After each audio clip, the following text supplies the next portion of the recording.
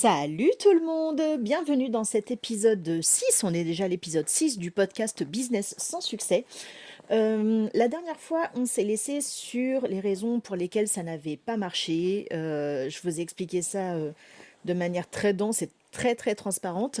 Et tout cela nous mène où? Tout ça nous mène au moment où j'ai pris la décision de revenir au salariat. Donc dans cet épisode, je vais vous expliquer comment s'est passée la transition moralement, factuellement également, ce que ça m'a apporté. Une chose que j'ai pas faite dans l'épisode précédent, c'est que j'ai pas suivi les questions que ChatGPT m'avait posées parce que, comme vous le savez maintenant, normalement vous savez, que à chaque fois que j'enregistre un épisode, je l'upload sur ChatGPT et il me pose des questions pour orienter un petit peu mon podcast et ce dont il serait intéressant de parler. J'ai pas forcément suivi ça au dernier épisode parce que limite il fallait que ça sorte. C'était un épisode qui était particulièrement cathartique. D'ailleurs, tout ce projet-là d'enregistrer ce podcast est vachement cathartique pour le coup.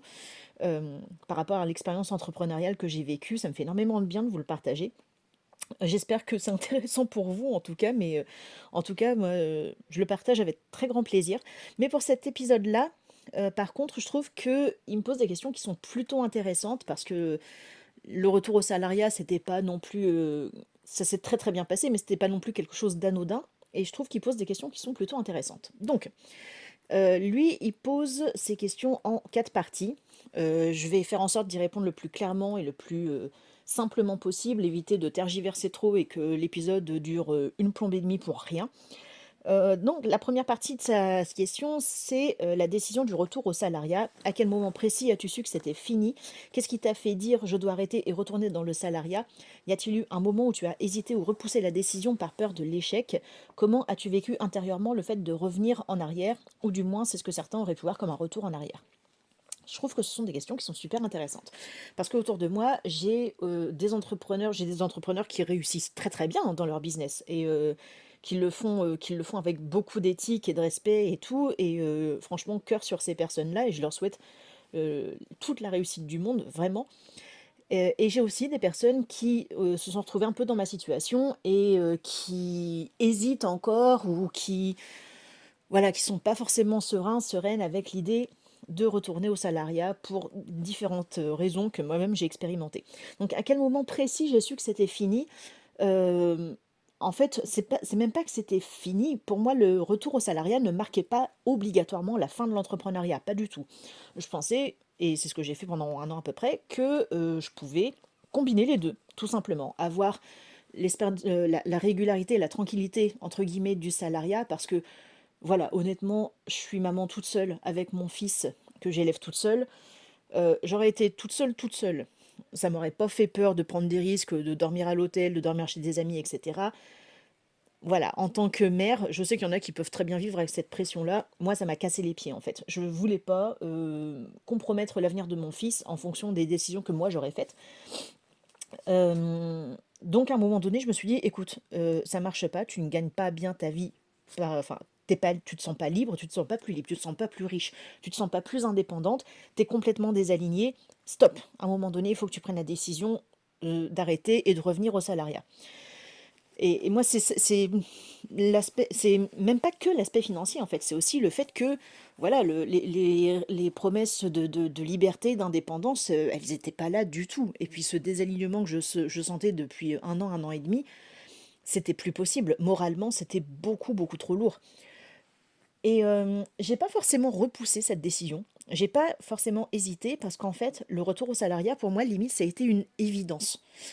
Ça a été une évidence et je l'ai pas non plus vécu comme un retour en arrière. En fait, moi, vraiment, le retour au salariat, je l'ai vu comme euh, une continuité logique. Du coup, moralement, c'était pas forcément difficile d'annoncer que j'allais retourner au salariat parce que j'ai fait un live Instagram pour l'annoncer, je me rappelle. J'ai dit non, je retourne, voilà, je retourne dans le salariat, je vais rechercher du boulot parce que voilà, ça me saoule et puis je m'emmerde encore en plus. J'arrive pas à trouver de kiff dans ce que je fais. J'ai l'impression de faire n'importe quoi, que je suis pas du tout dans mon flow ou quoi que ce soit. Donc je vous le dis, j'arrête le coaching, ce business-là tel qu'il est en tout cas, et je retourne dans le salariat. Hem, mais j'avais encore une cliente avec qui j'avais signé sur vraiment du long terme. Donc j'avais pas, j'avais même 2 clientes à ce moment-là, je vous dis n'importe quoi, j'avais encore 2 clientes. Donc c'est même pas j'arrêtais, c'était je reprends, je recherche un taf. Je recherche un taf salarié. Parce que de toute manière, j'ai jamais adhéré à l'idée que, «Ah, si jamais tu es salarié, tu travailles pour réaliser les rêves des autres, mais pas les tiens». Oh mais vos gueules, sans déconner, ceux qui vont dire ça, c'est des gens qui ont peut-être eu une expérience salariale et qui vont aller se permettre de porter des jugements comme ça sur les gens, enfin, sur les personnes qui ont soit choisi le salariat, soit qui sont le salariat «par défaut» entre guillemets. Mais alors, ce discours-là, il m'a toujours fait vomir. Il y en a pas un qui est mieux que l'autre, en fait. Il y en a pas un qui vaut la peine plus que l'autre. Ça dépend de ce qu'on veut, ça dépend de ses projets personnels, de ses affinités profondes. On s'en fout, on s'en fout. C'est pour ça que personnellement, j'ai pas trouvé que c'était un retour en arrière ou que c'était que je revenais entre guillemets dans le salariat la queue entre les jambes.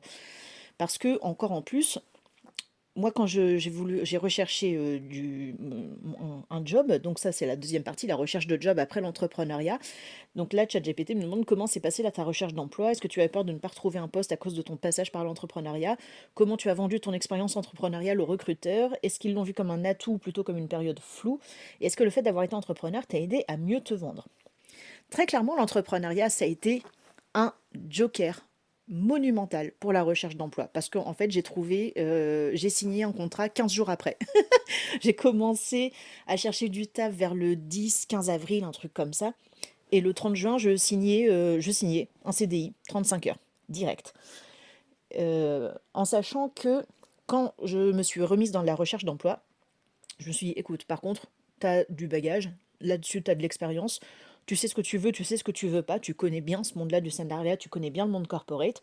Donc, je me suis offert le luxe de choisir dans quelle boîte j'allais travailler. Alors, je travaille pas dans des trucs de bureau, pas de jugement là-dessus, mais alors pour moi, ça ne me convient pas du tout, ça ne me dit absolument rien. C'est d'ailleurs l'une des raisons pour lesquelles l'entrepreneuriat tel que je l'ai connu, ça m'a pas plu du tout. C'était beaucoup trop, ça ressemblait vachement à du travail de bureau, toujours derrière un ordi, assis, pas de terrain, bref, dégueulasse. Je trouvais ça dégueulasse. Bref, je voulais retourner dans le commerce. Moi, ça me plaît, le commerce, ça bouge, c'est peut-être ingrat, tout ce que vous voulez. Moi, ça me fait kiffer.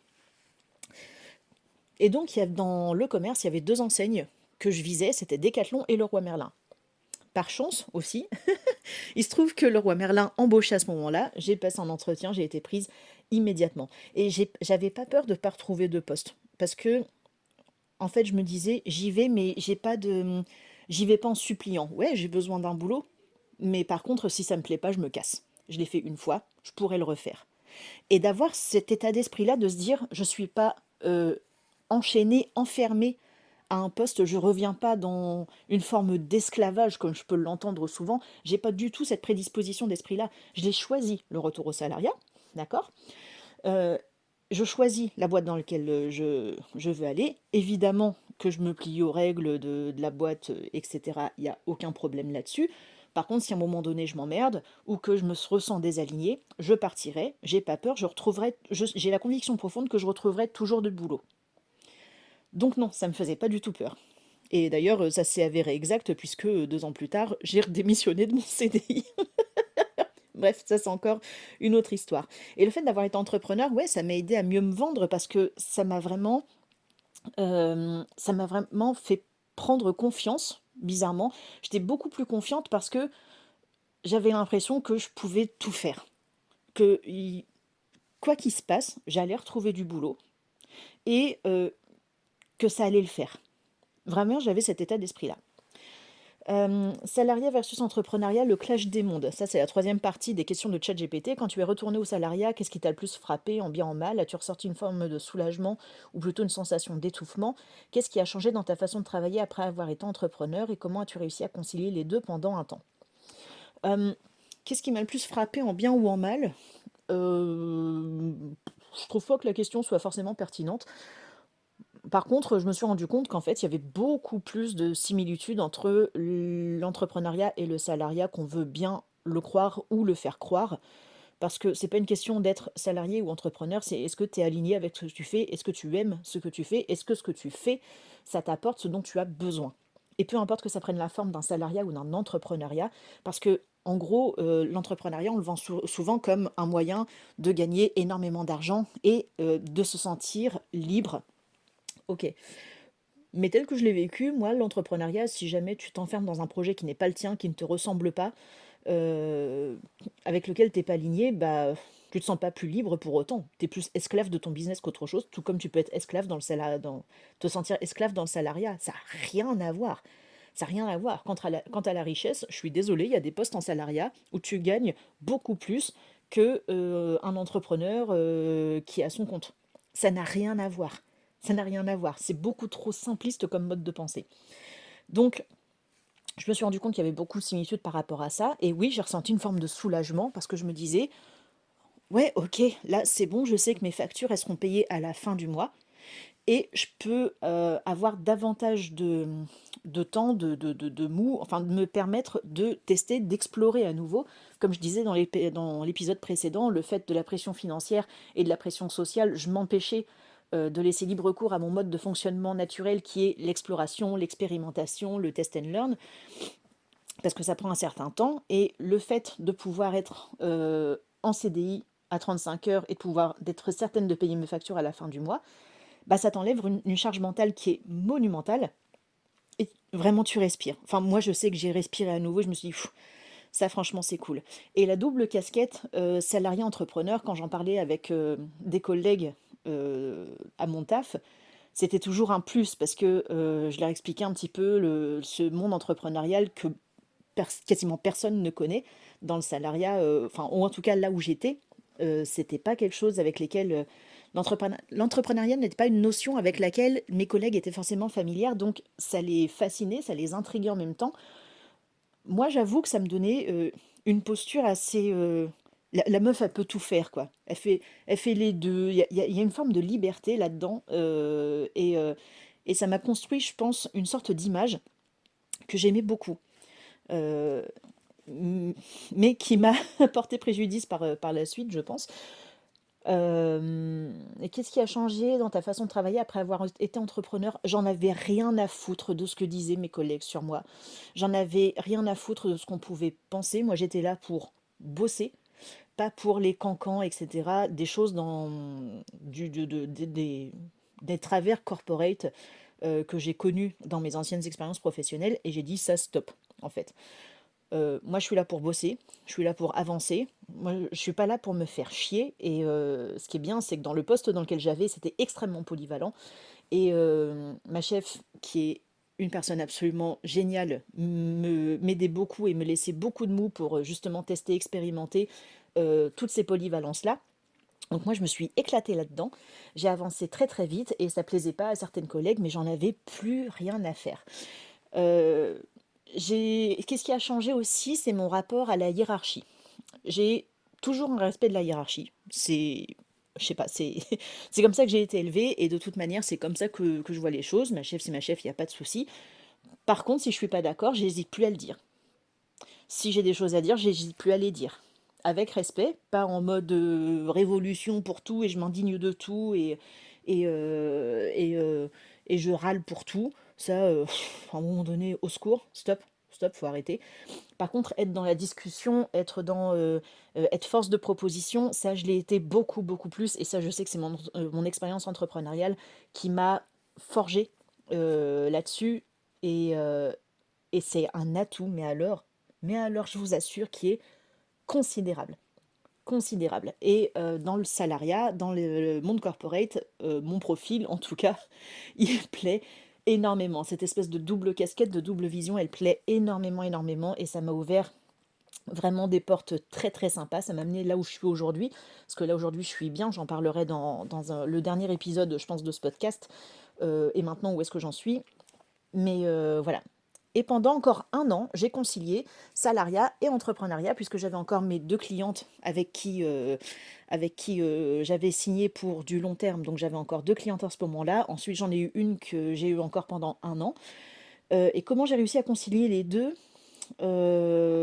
C'était pas compliqué parce que j'étais très transparente avec elles. Je leur ai dit, voilà, je reprends un taf, voici mes horaires, voilà quand est-ce qu'on peut se voir, etc. Mais je les lâchais pas pour autant. Donc, avec une seule cliente, avec deux ou une seule cliente, en étant à 35 heures, c'était largement jouable. C'était largement jouable. Il y avait vraiment pas de souci. La quatrième partie, oui, je suis désolée, je suis un peu abrupte parce que je vois que le temps tourne. Ce que le salariat t'a apporté après l'entrepreneuriat. Donc ça, c'est la quatrième et dernière partie des questions de ChatGPT pour guider un petit peu cet épisode. Qu'as-tu appris en étant entrepreneur qui t'a servi dans le salariat? Te sentais-tu plus confiante, plus pro qu'avant? Est-ce que cette expérience a changé ta manière d'interagir avec les collègues, les managers? Et qu'as-tu apprécié dans le fait de retrouver un cadre et un salaire fixe? Bah, en fait, j'ai déjà répondu plus ou moins à toutes ces questions. Plus confiante, plus pro qu'avant, honnêtement, carrément. Et je vous dis vraiment ce qui est game changer de malade, cette conviction que quoi qu'il se passe, même si ça se passe mal dans mon job, demain je me barre. Demain je me barre. Et c'est ce que j'ai fait. À un moment donné, au bout de 2 ans, je me suis ennuyée, je suis partie. J'ai toujours cette conviction-là. En fait, je me dis, bah, il n'y a pas que le salariat. Je pourrais retenter de l'entrepreneuriat, mais différemment. Ou je pourrais trouver un autre poste en salariat. Je sais comment me vendre, je connais par cœur le fonctionnement des corporates, je sais comment leur parler, donc je sais comment les convaincre. Enfin, j'ai vraiment pas peur de ça. Et j'ai gagné en confiance, mais alors de malade, en indépendance de malade, en finalement, au bout du compte, je m'en fous de ce que pensent les gens de moi et je m'en fous si mes collègues m'aiment ou m'aiment pas. Moi, je suis là pour bosser, je m'en bats les steaks. Si jamais je suis pas d'accord avec un manager, je n'hésite pas à lui dire, j'hésite pas à poser des questions. Et, et je pense vraiment que tout ça, ça m'a été apporté par l'entrepreneuriat et c'est tellement formateur, c'est tellement riche en fait, ça apporte une telle richesse de passer par tout ça, parce que bah, comme vous avez pu voir dans les autres épisodes, dans les précédents épisodes, ça n'a pas toujours été rose finalement.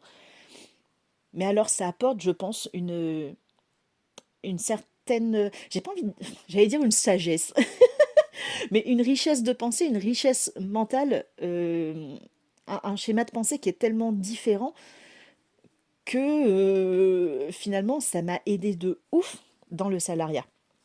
Ce qui m'a bloqué ensuite plus tard dans le salariat, c'est le fait d'être à 35 heures. J'étais en CDI 35 heures, j'ai évolué très vite et à un moment donné, les règles d'une entreprise sont les règles d'une entreprise. Tu peux plus vraiment évoluer, tu peux plus faire vraiment des trucs un peu fun ou alors sinon on te bloque un petit peu. Je voulais repartir dans l'entrepreneuriat au bout de 2 ans. J'avais envie de retenter l'expérience et ça, ce sera le sujet, vous l'avez compris, du prochain épisode. Mais finalement, c'est ce que j'ai fait. J'ai fini par m'ennuyer. J'ai dit, écoute, je vais m'en aller. Et je suis partie. Voilà pour l'épisode sur le retour au salariat et un petit peu comment se sont... alors, je ne sais pas pourquoi je l'ai en anglais, mais pas en français. J'ai intertwine, le fait que ce soit entremêlé, voilà. Salariat et entrepreneuriat. Encore une fois, si vous avez des questions, si vous avez des remarques, si vous avez des objections ou s'il y a des trucs que vous n'avez rien compris, parce que, à nouveau, je le fais vraiment dans le flow, là, cet épisode-là, il n'y a pas de préparation. Je partage vraiment ça avec vous au fil des questions que je vois ou de ce qui me vient en tête. Donc n'hésitez surtout pas à me le préciser en commentaire. Sur ce, moi je vous souhaite une bonne journée, un bon appétit, une bonne soirée, une bonne semaine, un bon mois, un bon tout ce que vous voulez. Et je vous retrouve dans le prochain épisode de Business sans succès. À vite! À très vite, pas à vite! Je le couperai même pas, ça, je vous le laisse. Allez, bisous!